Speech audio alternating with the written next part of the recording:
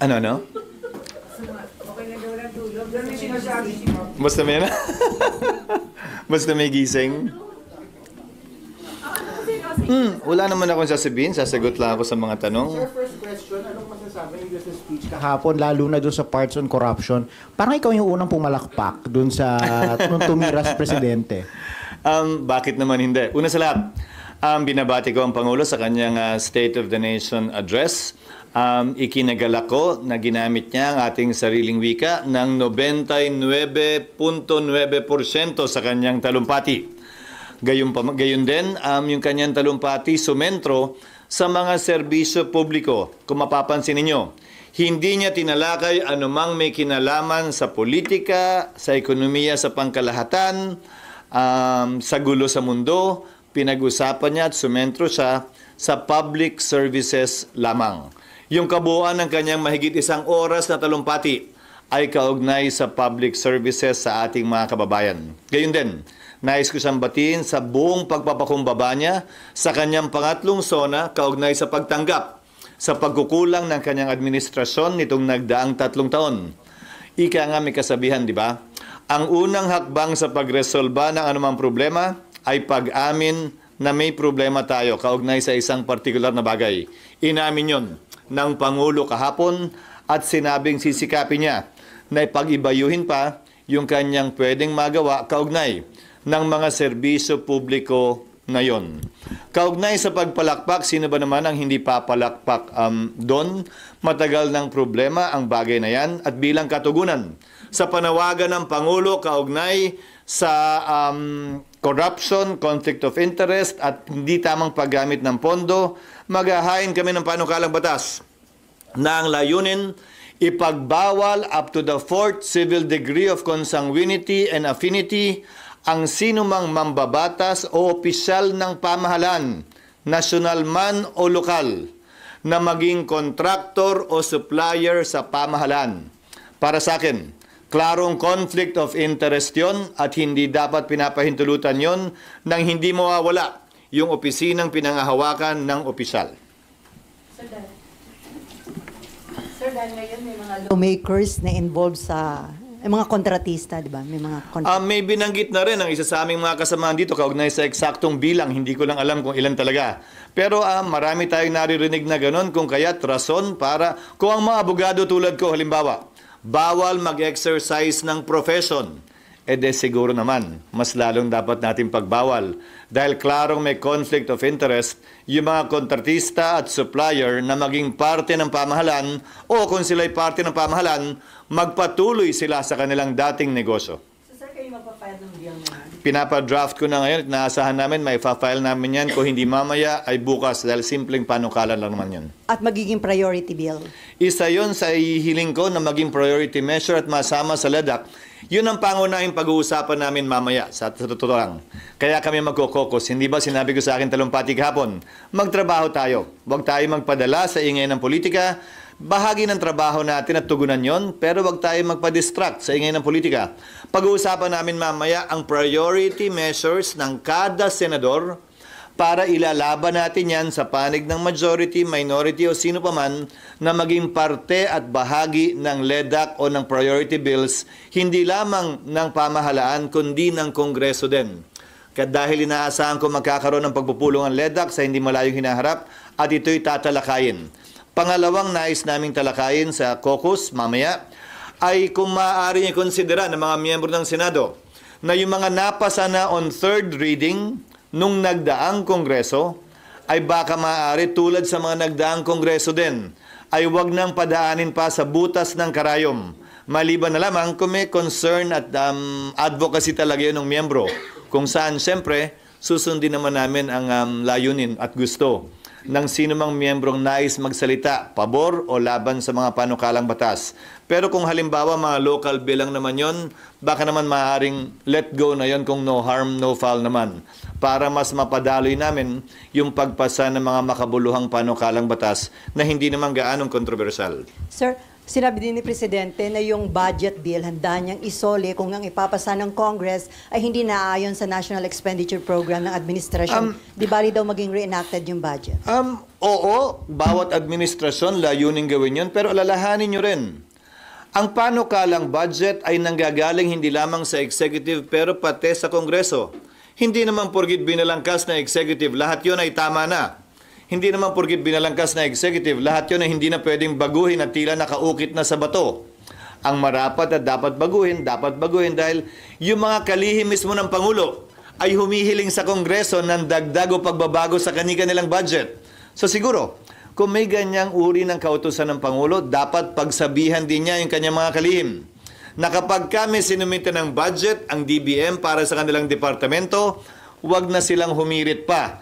Dahil bago sila makahirit ang pagkukunan ay ibang departamento rin. May lohika din naman at basehan yung kasabihang 2 heads, 3 heads are better than 1.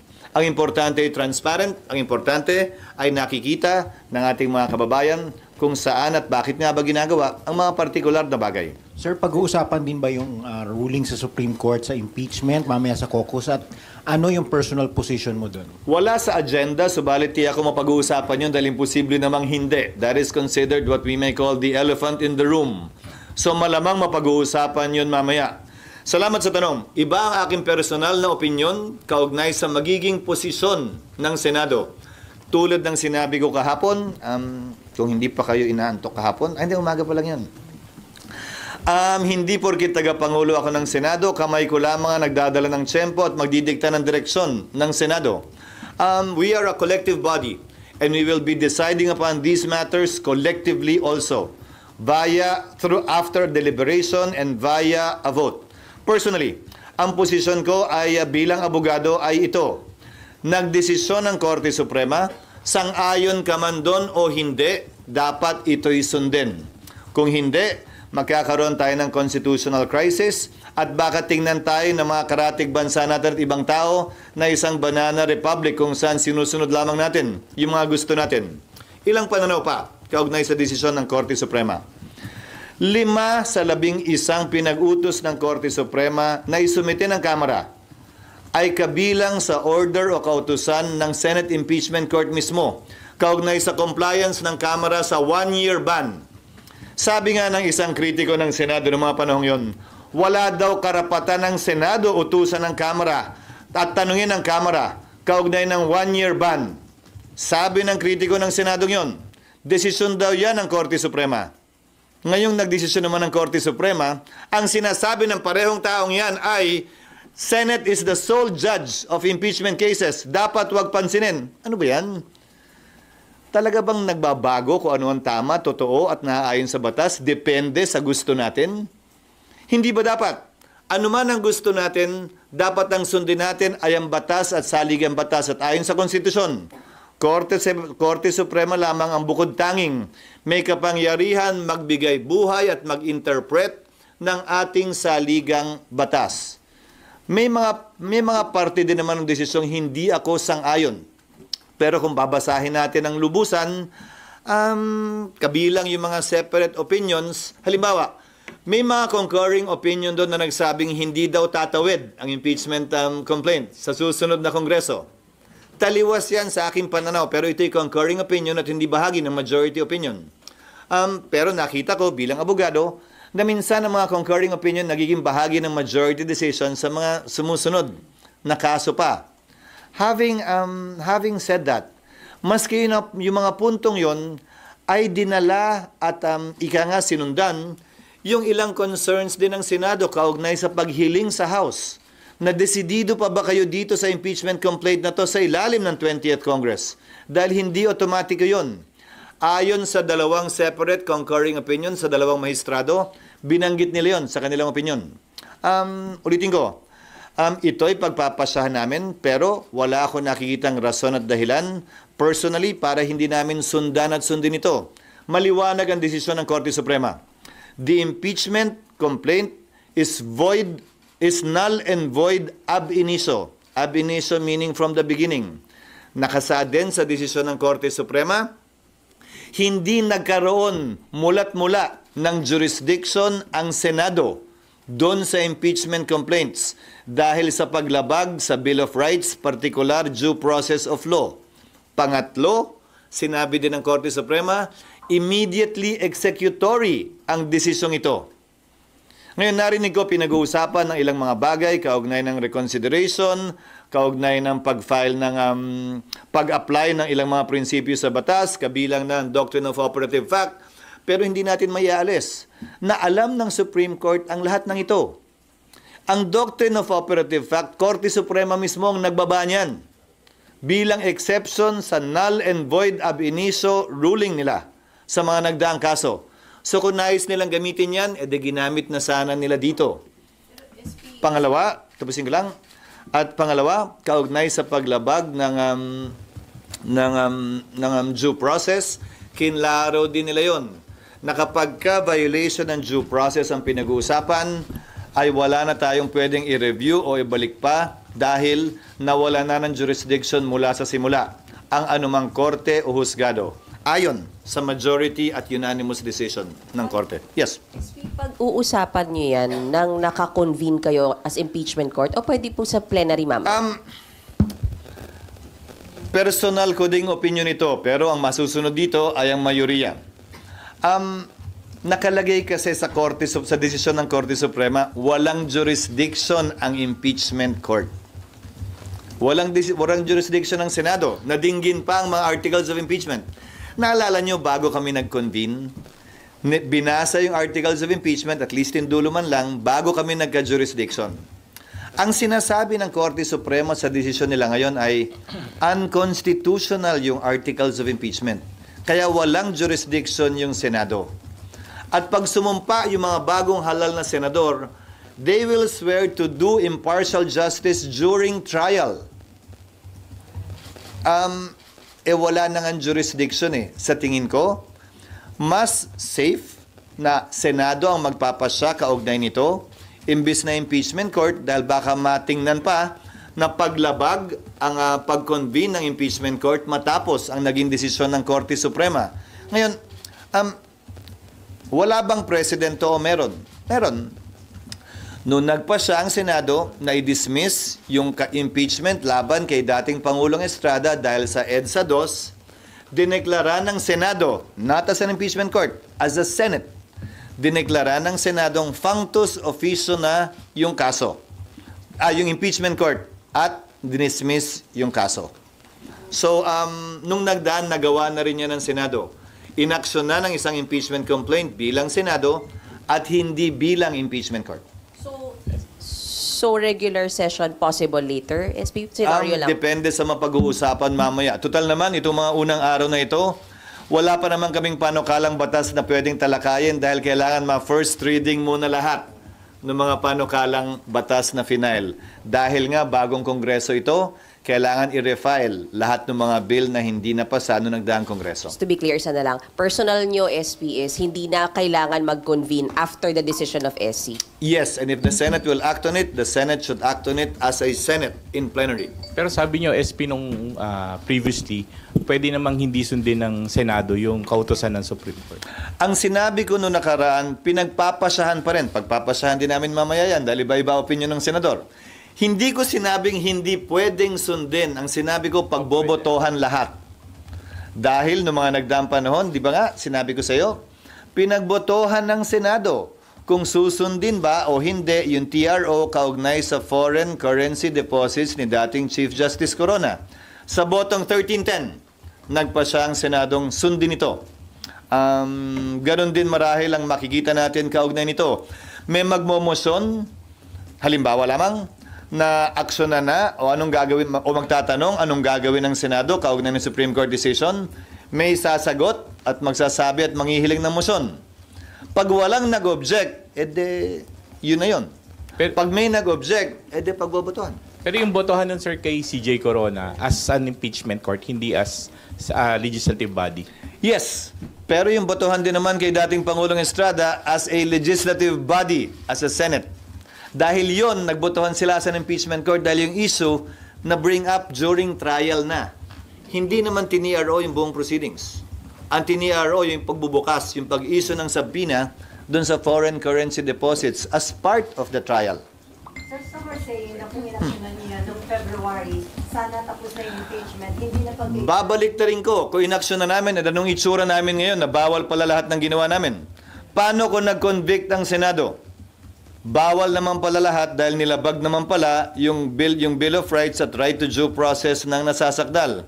So babalik na rin ko, Sally.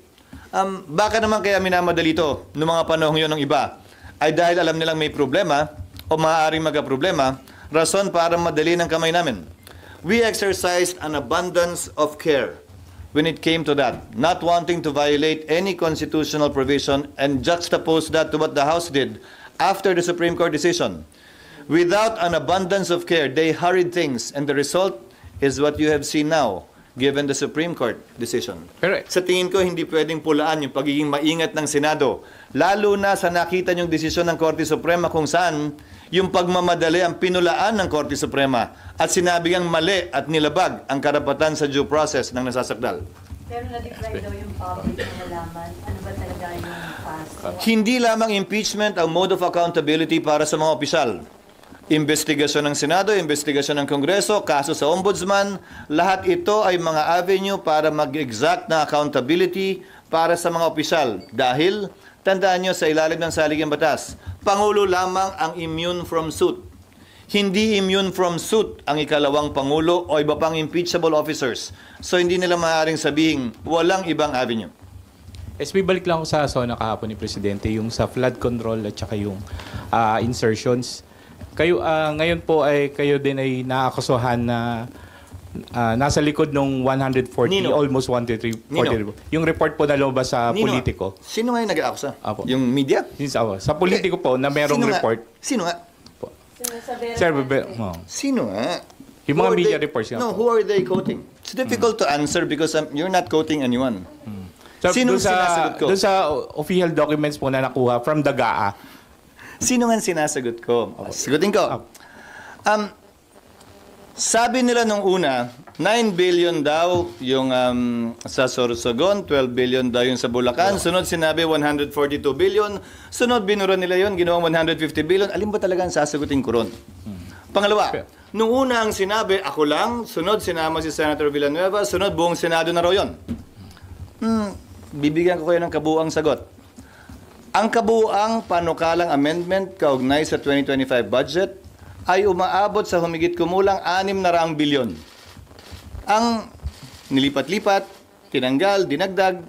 So kung totoo man yung sinasabi nila na 150 billion ang binago ng Senado, nasaan yung 500 bilyon yung pagbabagong yon? Saan ang galing? At bakit nila pinagtutuunan ng pansin yung mas maliit, hindi yung mas malaki? Sunod, nabalita na sa akin yan. Nagagamitin laban sa akin yan kaugnay sa isang demolition job, kaugnay sa napipintong halalan ng Senate President. Pero sinasagot pa rin kita ngayon, bagaman tapos na ang halalang yon. Kung iimbestigahan yan, dapat imbestigahan lamang. Nagsalita na ang Executive Secretary. Imbestigahan daw hindi lamang yung sa panahon ni Pangulong Marcos, pero yung mga nagdaang administrasyon din. Dahil kung ano man ang kapalpakan, kaugnay ng flood control, hindi lamang itong taong to, kung hindi mga nagdaang taon. Dahil kung titingnan nyo yung panukalang budget, mas malaki pa nga yung budget sa nagdaang taon sa flood control kesa sa kasalukuyang taon. Sir, pero just to seek clarification, did you or did you not introduce No. 150 billion? No, of course not. dun sa kahit po sa Sorsogon? Sa Sorsogon, Kung meron din po kayong mga 9 billion? changes. No. May changes sa Sorsogon, yes, pero hindi 9 billion. Now, again, is the NEP perfect? Hindi naman din siguro. Ang importante, transparency kaugnay sa mga pagbabagong yon. Ngayon, kung pipintasan nila, ulitin ko bagaman alam kong demolition job ito mula sa ilang sektor na nais questionin yung aking pananatili bilang Senate President bago kami magbotohan. At bagaman tapos na, para sa akin, hindi parang makalipas ang 27 taon. Ngayon lamang yata ako maakusa ng isang bagay na ganyan. Ang masakit, dinamay pa si Senator Joel na kung maalala nyo, ay nung pumasok siya sa Kongreso, ay ang party list niya ay sibak. Citizens Battle Against Corruption. At dahil lamang siya ang napili at napipisel kong majority leader nung mga unang araw nung nakarang linggo. So ulitin ko, bahagi yan, par for the course yan, tulad ng pag-warning sa akin na ilan sa mga kasamahan ko sa Senado na gagawin yan. Tinitingnan kong bahagi yan, ika nga, sa buhay ng isang politiko. Subalit, sasagutin ko yan na may buong tapang at tulad nga ng unang tanong ni RG kanina, bakit ako ang unang pumalakpak? Dahil yung walang tinatago, walang kinakatakutan. Kahapon po sabi ni Sen Aimee, hindi daw po yun allegation kasi totoo daw po yun and that's the reason bakit hindi siya pumirma. Bakit hindi siya pumirma sa Sa GAA. Yung BICAM ng GAA. na hindi sila pumirma sa GAA, siguro hindi ba patunay yun na naging transparent yung budget na yun? Kasi nga alam nila yung mga nagdaan, ganun din ba o hindi? May pagbabago ba yung nagdaang GAA, kaugnay sa GAA ng 2025? Ang kaibahan, naging mas transparent, nalaman ng lahat at nakita ng lahat. Hindi ba positibo at tama lamang naman yon? Kumpara sa sasabihin mo na hindi yan nangyari noong nagdaang panahon. Kaya nga pinapaimbestigahan ng Pangulo, hindi lamang ang administrasyon niya, pero ang nagdaang administrasyon din. Diba, yung sinabi po ni Sen Aimee, hindi lang siya aligasyon. Totoo daw po, yun daw po talaga yung nangyari. Alin? Na may mga senador na nag-insert ng budget, although ayaw niya rin diretsahin yung mga pangalan kahapon. May mga nag-insert, may mga nag-amend. Grabe naman kasi yung insinuation ng mga naninira. Pag nag-amyenda ka ng budget, insert na agad, illegal na agad, bawal na agad, may kita na agad. Hindi naman siguro tama yon. Mali naman yata yon. So, anong gusto niyo sabihin sa amin? Wala kaming karapatan baguhin yung sinasubmit na panukalang budget ng DBM. Ganun ba yan? Kung ano yung sinubmit ba't pa kami maghihiring? Ba't pa nakalagay sa saligang batas ang power of the purse ay nasa Kongreso? Yun ba yung ibig sabihin mo? Na illegal magbago ng budget? I don't think so. Ang illegal ay pork barrel, which was defined by the Supreme Court as post-enactment intervention. Pakikialam kung paano gagastusin, saan gagastusin ang pondo matapos ito aprubahan. Baka nakakalimutan nyo rin. Bilang finance chairman noon, ako ang kauna-unahang finance chairman na nag-line item ng budget ng DPWH. Bugso ng desisyon ng Korte Suprema kaugnay sa post-enactment intervention of pork barrel. Kung maalala nyo dati, puro lump sum allocations ang nasa budget at sa kauna-unahang pagkakataon na ako'y naging chairman. Doon lamang ni line item yan. Doon lamang nakita ang mga bagay na yan. So, hindi marapat at hindi makatarungan para sa akin. At bahagi lamang ika nga ng politika at pamumulitika ang mga akusasyong binabato ngayon. Myla. Since na-mention yung 600 billion and 140 Sino? na-mention yung 600 billion, sabi niya 100 Senator ano? amendments ng Senate. 600 billion. So, ibig sabihin, sir, Roughly, yung proposed amendments. so yung remaining, sir, amendments ng House ba yan? Halo-halo. May amendments din ng mga ang DBM. Kasi may mga errata din na pumapasok, hindi ba? Sa mga nagdaang panahon. Pero, sir, Minsan may hinahabol sila na, uy, nagkamali, na madali, dapat ganito to. Minsan yung mga departments mismo gustong baguhin yung sarili nilang budget. Dahil may nakita silang pagkukulang o nagbago yung priority o may tuloy biglang nasira na kailangan iliko yung pondo ron habang pinag-uusapan yung budget. Marami naman pwedeng panggalingan yung pagbabago. pero, sir, wala kayong idea kung magkano yung amendments sa ginawa ng House, on the part of the House? Attribution is very difficult, Myla, because, halimbawa, kung may nag-propose sa komite, tapos yung vice chairman handling the committee adopted the verbal recommendation, the verbal request made in committee, kanino yon? Wala namang parang bill na, di ba? Pero nasa record. Kung gusto mong i-trace, makikita sa record yun na nagpanukala ay itong particular na mababatas na ito at diniscuss yun sa komite. At pagdating ng report ng Vice Chairman, kinary ng Vice Chairman yung proposed amendment na yun. At later on, pinagbotohan, kinary ng plenaryo yung proposed amendment na yun. Yes, ma'am.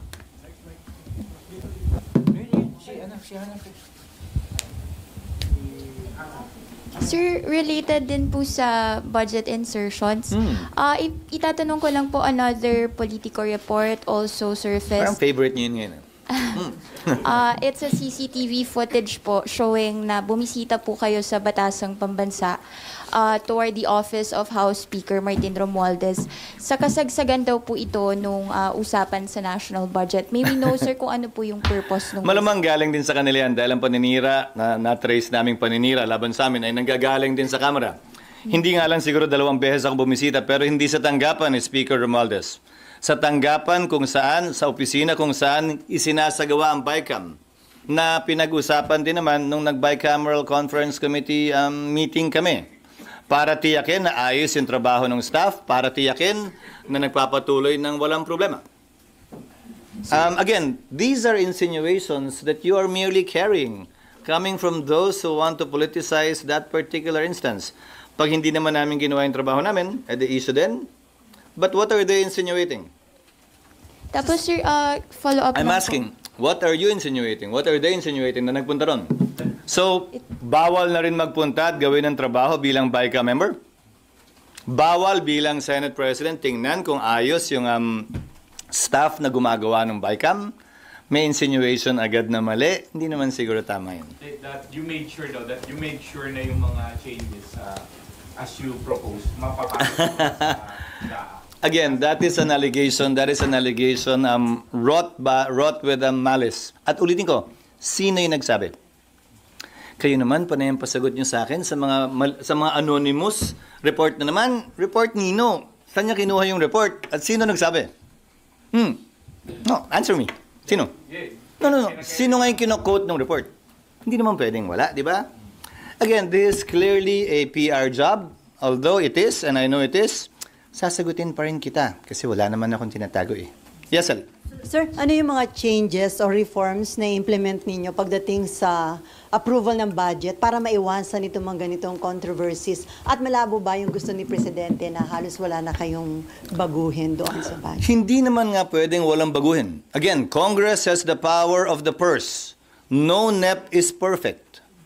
But as long as it is based on discussions made openly with transparency and accountability, wala ako nakikitang problema.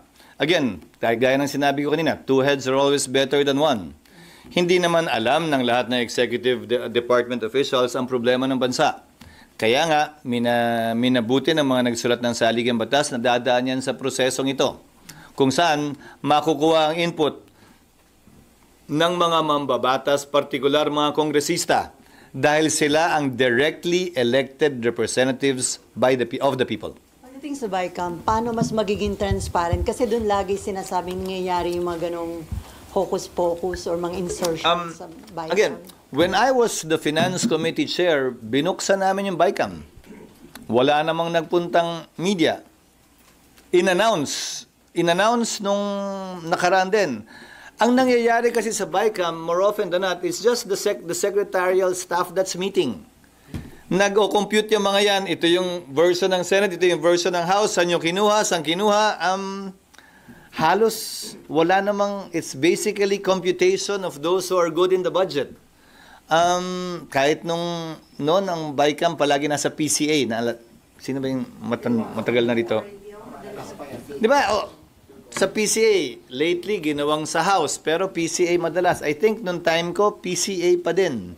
SP Na wala namang... Hindi yung actual BICAM. Hindi yung meeting. Yung actual BICAM na puro mga laptop na ang gamit nila, sa PCA usually yun. Hindi, yung meeting lang. Pero yung actual BICAM, yung nag-meet yung House Appropriations Committee at saka Senate Finance Committee, it's basically the staff that's basically reconciling the two different versions. Kasi alam mo, nakita ko yun nung nag-finance chair ako. Ang Senate may dadagdagan na item, pero iba, may pagkukunan siyempre yun. Zero-sum game eh. Ang House may dinagdag at iba rin yung pinagkunan. So kailangan nilang pagtugmain yun. And it's actually a more of a secretarial mathematical job of reconciling the two versions. Tapos pag nangyari yun, ipepresenta na ngayon yun sa respective chairperson para aprubahan yung nireconcile nilang version. Sir, para maiwasan yung mga insinuation, mga duda and all, pwede ba na ilabas na lang ng Finance Committee Chairman yung listahan ng mga amendments sa bawat senator? Like, kung halimbawa kayo, nagpalagay kayo ng so-and-so amount with the total amount para kita ng lahat. Ginawa ko din yon ng Finance Committee Chairman ako. Papanukala ko rin kay Senator Win ngayon na Finance Committee Chairman na gawin yun. Pero nagawa na rin dati yan na pinanukalang amendment ng bawat isa ay ginawang open. Kaya nga mas gusto ko, di ba, lahat pinagdedebatihan sa plenaryo imbis na sa caucus. Tsaka, Sir, ano yun? dapat live stream. Gagawin yan, sir? Kaya this time? Again, I will suggest that to Senator Win. That will most likely be discussed in the majority caucus in response to the President's call as well. Sir, pwede ba yung... Pero ulitin ko, hindi naman po pwede na walang babaguhin at hindi pwedeng baguhin yun na nakaukit sa bato. Tingin ko hindi mangyayari yan dahil that will be depende. Ulitin ko, tama ba lahat na ipapanukala nila? Bigyan ko na halimbawa. Biglang nagbago ang isip ng executive sa 2025 budget at nagsabing dagdagan natin yung combat pay ng ating mga sundalo. Sa halagang, kung hindi ako nagkakamali, 15 ba o 18 bilyon. So bahagi yun sa nabago sa 2025 budget pero nanggaling mismo sa executive yun. Saan ngayon kukunin yun? Sir, parang confidential funds ng OVP, nasa left originally, diba? Yung confidential funds ng sa... Tapos tinanggal. Tinanggal na po. Diba? So, sila mismo yung nagpatanggal nun. Diba? So, yung mga pagbabago, marami naman pinanggagalingan.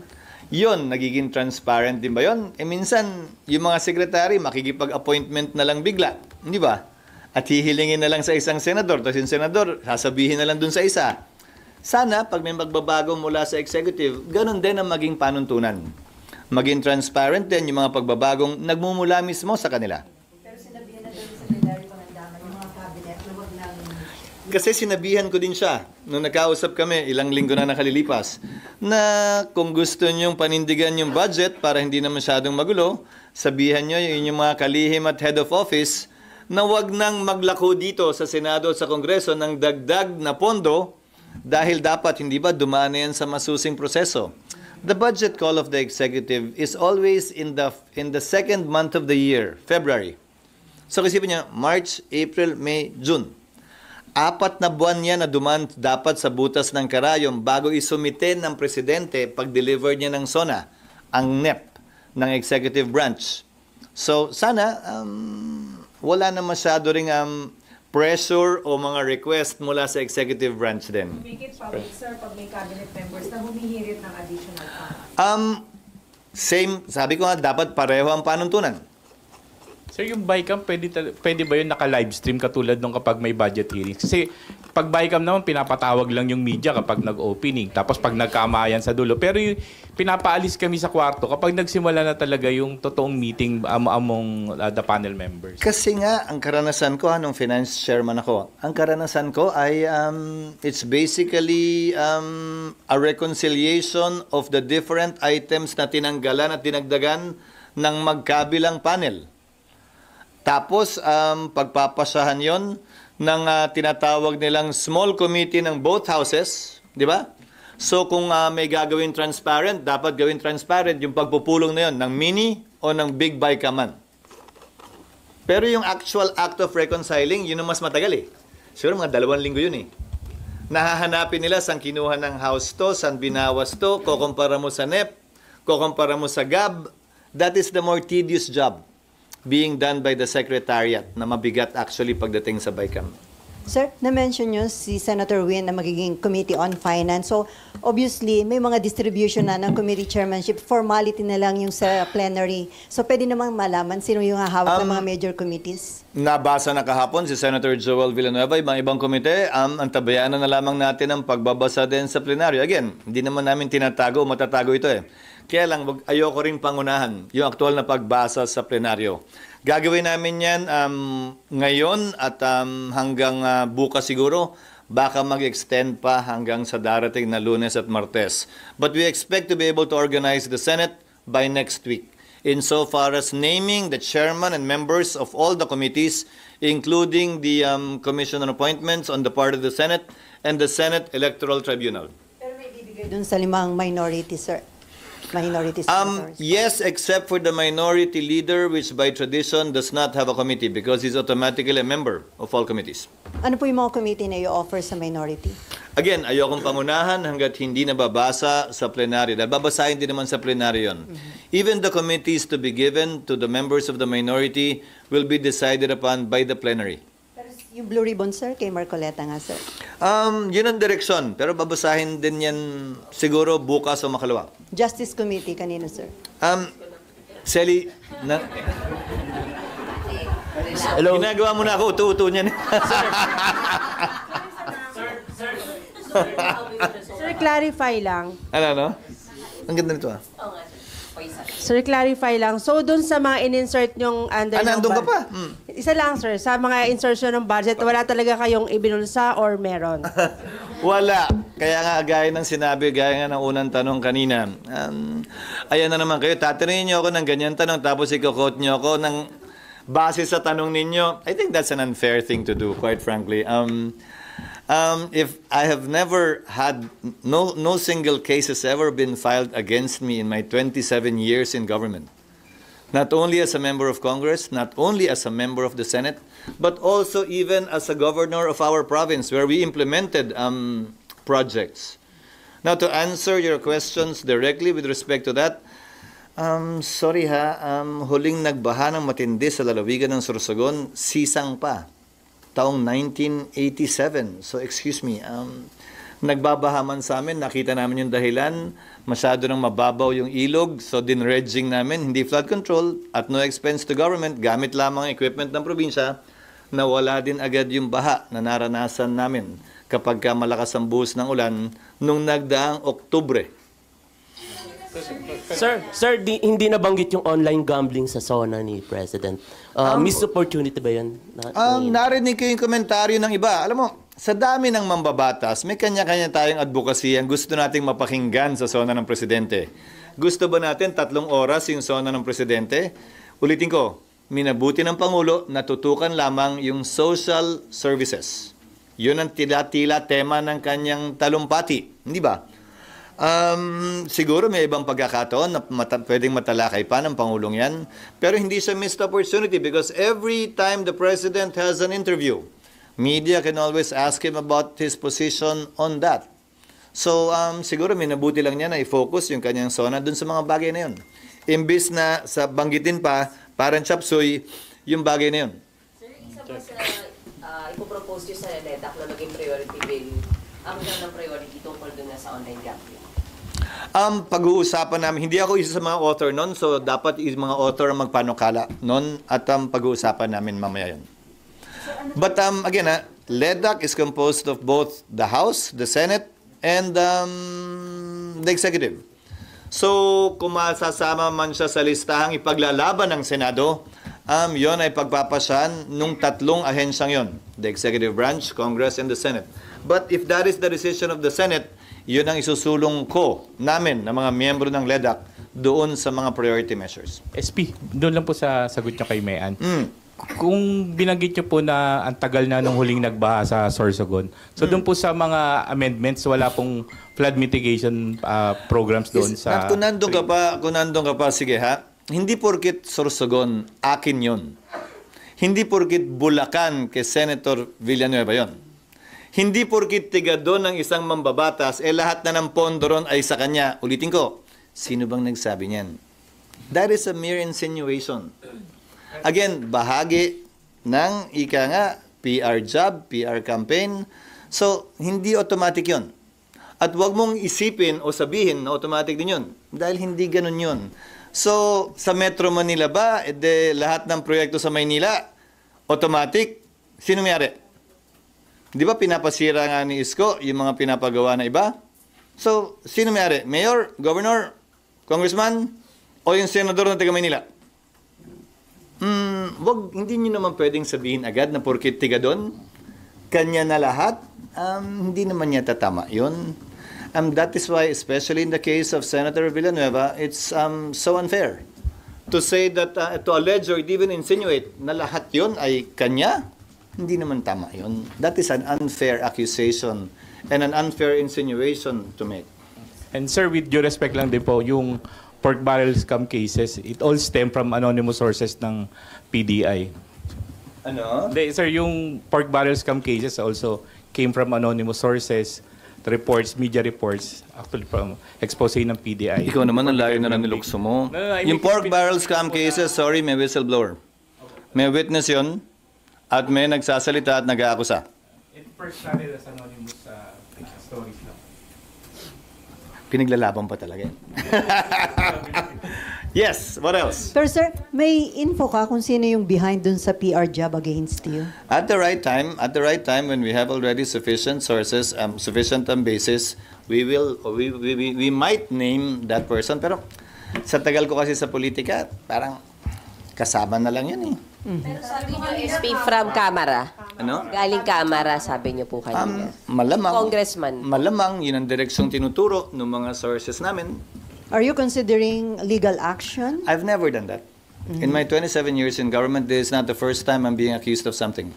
And then sir, ano yung iba pa mga proposed bill na isusulong nyo para makatugon dun sa mga promises ni PBBM sa kanyang SONA kahapon? Aside dun sa I think that most should come from the administration. Actually, kung may isang inaantabayanan sana ako, ano yung mga panukalang batas na hihilingin niya? Isa lang ang narinig ko, kaugnay sa kapangyarihan ng NFA. Para magawa niya yung trabaho niya sa pagpapababa at pagtamang pagtsempo ng pag-import ng bigas para hindi maapektuhan yung ating mga magsasaka. Pero yun lang yung ano. Yun lang yung parang na-note ko na hiningi niyang legislation. Hindi naman namin trabaho na ipatupad yung iba dahil karamihan is only with respect to enforcement of the existing laws. Sir, may patanong lang from Baby Lynn. Pwede daw bang i-lifestyle check yung mga mababatas, lalo na yung mga miyembro daw ng BICAM sa national body? May ongoing may batas na nagbibigay ng kapangyarihan sa pamahalaan na gawin yan, and I think everyone should be open to a lifestyle check when it comes to that. Whether may allegation ng ganyan o wala.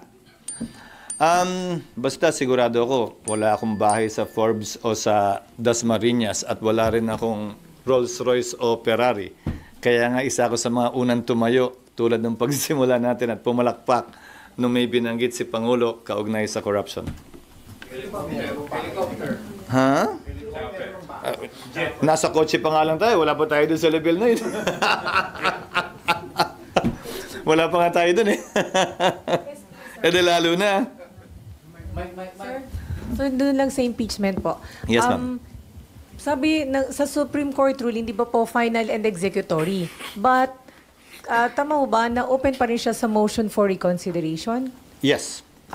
So, there is a procedure insofar as the filing of a motion for reconsideration is concerned. okay. So, kahit po open pa siya sa filing ng motion for reconsideration, magde-decide na rin kayo kung ano ang gagawin, kung magta-trial kayo o hindi, or I will answer you legally. Yes, there is that procedure, but the Supreme Court knew that there is such a procedure. And yet they wrote immediately executory. So what does it No, meaning, so that will now be decided upon by the Senate, hopefully in plenary in the coming days. Pangalawa? Ano sabihin ko? Hindi nyo nahintayin. Hindi, pangalawa, unanimous in decision ng court. In my experience, at sa nakita ko mga pagpapasya ng Korte Suprema, hindi pa yata nangyari o nangyari man bibihira na nire-reverse ng Korte Suprema yung sarili niya sa isang unanimous na desisyon. Ngayon, kung divided court yan, let's say 15, no? 8-7. Isa lang ang bumaliktad, magbabago na yung desisyon. Ito ni isa, walang kumontra sa posisyon at desisyon ng mayoriya na isinulat ni Justice Leonen. So, i-consider yun, titimbangin yun ng mga miyembro ng Senado kaugnay ng pagpapasya namin kung maghihintay pa ba o hindi kaugnay ng dalawang bagay na yun. Again, that it's unanimous and it said it's immediately executory. Kasi sana kung hindi sana sinulat ng Korte Suprema yon, hintayin matapos yung procedure. Nilagay nila immediately executory.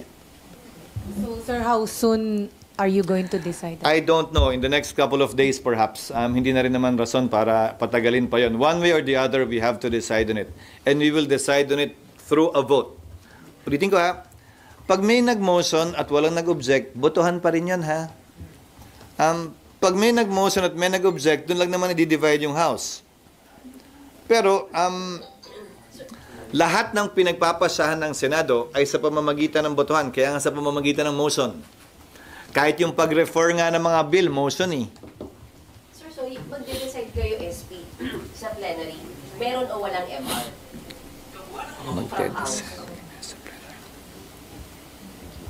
Hindi ko maintindihan yung tanong mo. Kasi sir, SP, di ba We might consider the fact that the House may file an MR before we decide. Again, ayokong pangunahan. Ang sinasabi ko nga sa iyo, yung dalawang bagay na yon ang titimbangin ng mga miyembro. That it's unanimous, that it's immediately executory, titimbangin yon sa pagpapasya ng Senado. Pwede na ba kami magdesisyon ngayon o hindi pa? But you will also consider the fact that House might or actually will file MR kasama sa factor ng pag-decide po. Minihintayin niyo pa ba yun? Mag-MR pa sila? Sinagot ko na nga na Hindi babalik na rin ang SC? na kokonsidera yon. Mag-file man sila, paano pag hindi sila mag-file? Wala naman silang sinasabi. Iba-iba sinasabi nila. Sabi sa speech, sabi ng spokesperson, magfa-file. Sabi ng speech ni Speaker kahapon, ginagalang nila. Hindi ko nga maintindihan. Hindi ko nga alam. We cannot wait din naman indefinitely dun sa gagawin nila kung sakasakali. So unless SP na wala pa kayong desisyon, mag-file na sila ng MR, that would be a different situation. Again, unanimous, immediately executory. Whether they file an MR or not, that will be considered by the members of the Senate in arriving at a decision whether or not to vote for it at the soonest possible time or at a later time. Pero kung mapapansin nyo, kung nabasa nyo na ba yung decision? Ako kaya hindi ako masyado nagkomentaryo nung unang lumabas dahil napakahaba ng desisyon. It's 97 pages with 5 concurring opinions. Sa concurring opinion nga, 3 pa lang ang nababasa ko at hindi pa yung buong 5. Kaya pinigilan ko muna yung pagkomentaryo until today. Pero maging ganun pa man, maganda yung pagkakasulat dahil klaro siya, sinimulan niya talaga sa simula. At yung ibang concurring opinion, sinagot. Dahil mas late lumabas o baka nakita nila yun. Sinagot yung mga concerns na ni-raise ng ilan sa mga kritiko ng Korte Suprema. Bahagi ng concurring opinion, yung ilan sa mga sinasabi ko nung una pa, that the 19th Congress cannot bind the 20th Congress. Although sa pananaw ko, tatawid, iba ang pananaw ng ibang justices sa concurring opinion nila, hindi tatawid. At sinabi nila, kailangan may aksyon ang Kongreso ng 20th Congress tulad ng hiniling namin sa kanila doon sa order na binaba ng impeachment court sa Kamara. Dahil nga, the 19th Congress cannot bind the 20th Congress. Sir, hirap ba ang impeachment because of the ruling of the Supreme Court? Dinagdagan yung procedure, definitely. Hindi ko sasabing humirap kasi pag due process ang pinag-uusapan, hindi mo naman pwedeng sabihin, wag natin gawin dahil mahirap. Hindi mo alam kung kailan darating yung panahon na ikaw naman yung nasasakdal. At hahanapin mo naman yung due process na igawad sa iyo. So, ayokong gamitin yung salitang humirap. Niliwanag nila na yung probisyon ng saligang batas kaugnay sa impeachment, hindi mo pwedeng ihiwalay sa probisyon ng saligang batas kaugnay ng due process. Dapat magkasabay yun. So, sa ngayon, ang direct filing ng impeachment through a vote of 1/3 members of the House ay ganito na, base sa pagkakabasa ko ng desisyon. Draft pa lang, kailangan nang ibigay sa nasasakdal. Yung draft dapat nakapaloob doon, yung ebidensya laban sa nasasakdal. Dapat bigyan siya ng pagkakataon, gamitin man niya o hindi, ang nasumagot dun sa aligasyon at ebidensya laban sa kanya.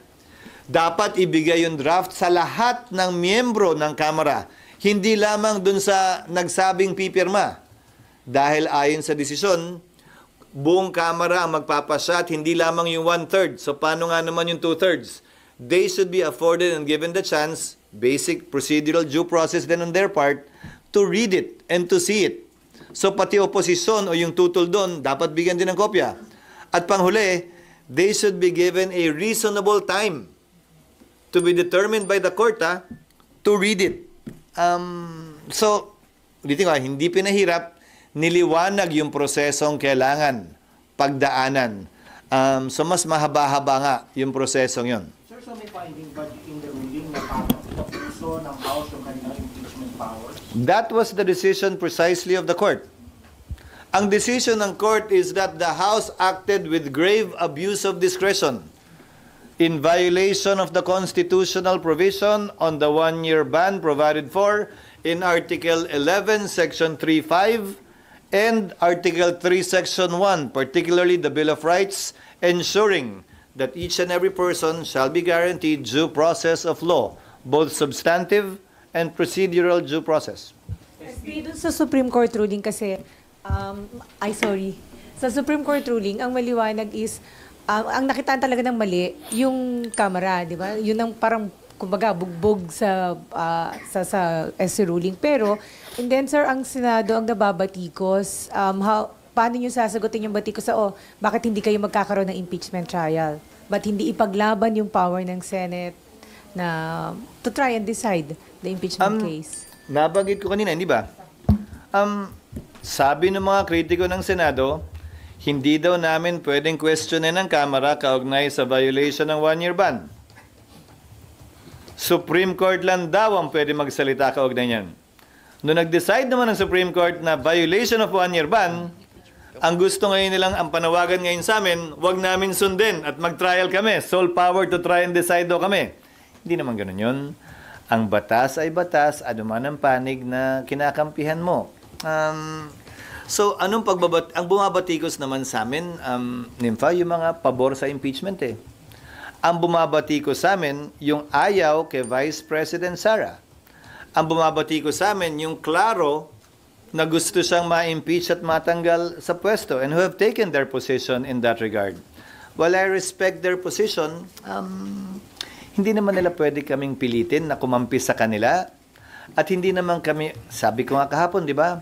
The time not on your side does not necessarily mean I am on the wrong side. In fact, insofar as this particular issue is concerned, the Senate was proven correct by the Supreme Court that when the Senate exercised an abundance of caution in not rushing into it. Ngayon, ang binabatikos naman nila, ang Korte Suprema. At ginagamit kaming bala para ibangga sa Korte Suprema. Hindi ko bilang abogado, hindi yon ang posisyon ko. Because I'm still an officer of the court, although I am, as a lawyer, although I am not part of the judiciary. SP, yung latest ruling na to, did it abandon the Francisco? Ibig sabihin, regarding dun sa filing. So ngayon pa pwede na bang mag-file uli ng mga sham? Hindi. You can reconcile it with Francisco. In fact, if you read the 97-page decision, Justice Leonen quoted extensively from Francisco. Hindi siya taliwas sa Francisco. Kinote niya sa malaking parte at bahagi ng desisyon yung Francisco. Even the time yung one-year rule ban, hindi so kasi doon sa Francisco is the referral to the Justice Com. Yes, but if you read the decision, it is the inaction that effectively circumvented that one-year ban period. Di ba? One-year ban starts once it is referred to the Justice Committee. Inupuan nga eh. Inupuan nga ng House Secretary General eh. Kinote ng mga ibang concurring opinions yung interview ng Secretary General na sinasabing inutusan siya na wag upuan yun, na wag galawin yun. Na-intend dahil may ipa-file pa. Ang tema ng desisyon sa pagkakabasa ko ay yung pag-upong yun circumvented the one-year ban. So hindi niya binago yung Francisco na ang referral sa Justice Committee ang magiging hudyat ng pagsimula. Ang sinasabi niya, yung hindi paggalaw at pag-refer, effectively na circumvent yung one-year ban. At nung dinismiss, nung in-archive yung 3 na impeachment complaints, parang ni-refer mo na rin dahil inaksyonan mo yung, again, hindi naman refer lang, pwede mong i-dismiss din eh. Nung inaksyonan nila yon, doon nagsimula yung one-year ban. Kaya sabi nila, nung inaksyonan yung 3 impeachment complaints noong February 5, may one-year ban na nun. Kaya nga nagbigay pa ng petsa si Justice Leonen at ang unanimous vote na decision ng court na pwede lamang mag-file uli ng February 6. Nagbigay siya ng eksaktong petsa. For you, SP, as a lawyer, is it not a judicial overreach on the part of the SC? If you are in favor of the impeachment of the Vice President, then you will take that position. If you are against the impeachment of the Vice President, then you will take the contrary position and will say na desisyon at trabaho ng Korte Suprema na i-interpret ang saligang batas. Again, kung gaano karami ang abogado, kung gaano karami ang posisyon, ganun karami din ang opinion kaugnay sa ginagawa o hindi ginagawa ng Korte Suprema man, ng Kongreso, ng Senado o ng Executive Branch. SP, isa lang po. Yes. Balikan ko lang sa SONA kahapon. Isa sa mga panawagan ni Pangulo is to amend the Coconut Farmers and Industry Fund Act. What's your take on that? What's the challenge and how will this help our coconut farmers? We will look at it. Understand that there was no specific proposal kung paano yun. Ang naalala kong pinasa namin, interest lamang nung Coco Levy funds na sinequester nung una na napunta, tinurnover sa gobyerno, ang pwedeng gastusin. Ang problema doon, kung tama din ang pagkakaalala ko, ang interest dun sa perang yun ay humigit kumulang 2 hanggang 4 na bilyon lamang kada taon. Bagaman ang pondo ay nasa 80 bilyon yata. So, hindi ko alam kung susuporta o hindi kami, depende siguro sa panukala. Bubuksan ba yun na pwede nang gamitin yung principal? Lalakihan ba yung pwedeng magamit at hindi naman uubusin yung principal? Didiktahan ba na mas malaki dapat yung placement ng principal para mas lumaki yung kita, para mas malaki ang maitulong sa ating coconut farmers? Malapit sa puso ko ito dahil isa sa mga pinakamalalaking coconut producing provinces ay nagmumula sa Bicol region. Sir, last question on Yes. my part. With the new minority bloc composed of veteran senator, ano yung expect nyo na magiging dynamics, lalo na sa pagpapasa ng mga panukala? I look forward to working with them, as I said yesterday, and engaging them with respect to the laws that we will be passing, the issues that we will be confronting. Sa totoo lang, hindi ko tinatawaran ang kakayanan ng kada senador, veterano man siya o hindi. Ginagalang ko ang bawat isa, bago man siya o matagal na. Pantay lamang ang boto namin at tigi-tigisa. Pare-pareho kaming may access sa mikropono at may boses para magsalita. Bilang tagapangulo ng Senado, pantay kong itatrato titingnan ang kada miyembro, mayoriya man o minorya, matagal man o baguhan sa Senado. So inaasahan nyo magiging cooperative, not obstructionist, yung new minority? I will take Senator Soto at his word. Yun naman ang sinabi niya kahapon, that he will work with the majority, with his colleagues in the Senate. And I've seen Senator Soto in the various capacities he served in the Senate. Either as Senate President, as a majority leader, as an ordinary member. Again, that's the advantage of being a veteran, I guess. Kaya mo na yun, alam mo na yun, hindi na kailangan i-memorize yan, ika nga. Thank you, sir. Thank you.